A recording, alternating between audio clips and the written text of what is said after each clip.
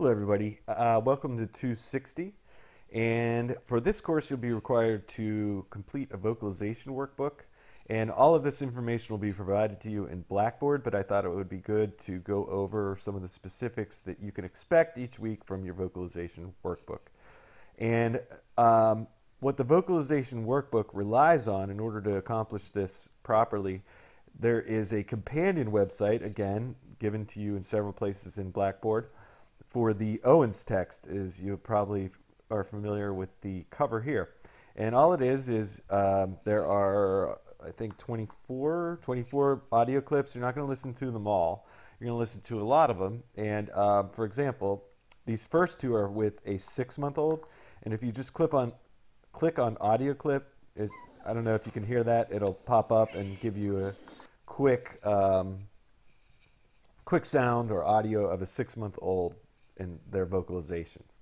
So what I've done is combine some of these vocalizations on a week-by-week basis to give you an assignment each week where you listen to them and then use your text and another source to provide evidence of or an idea of what you may be hearing.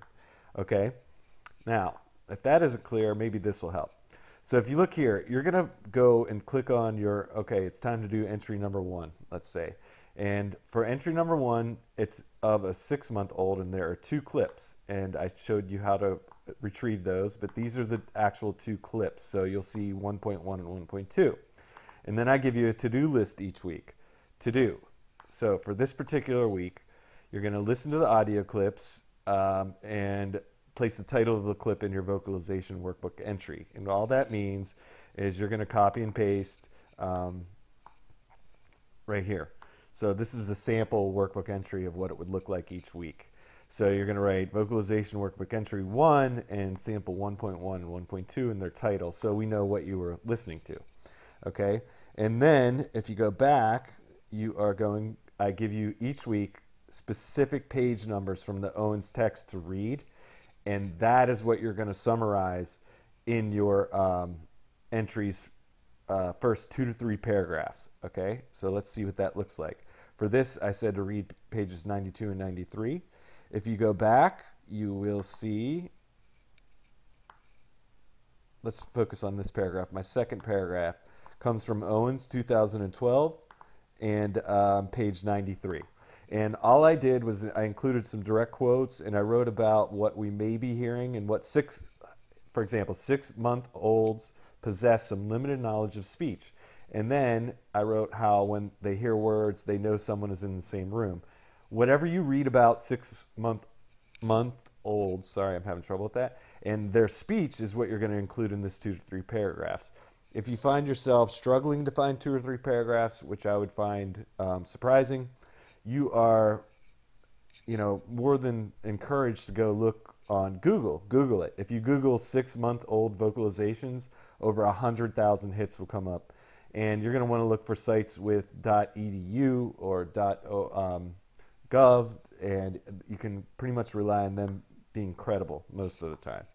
Okay, so that's the first 2 paragraphs. Then what I've done is compile an open source from the Center for Disease Control, CDC, these sort of like flyers or pamphlets, whatever you want to call them, and they're kind of quick and easy to read, and they're good because they give us all of them that I included, and again, this is available in Blackboard, give us the language of communication piece and what developmental language milestones a child who is 6 months old should reach.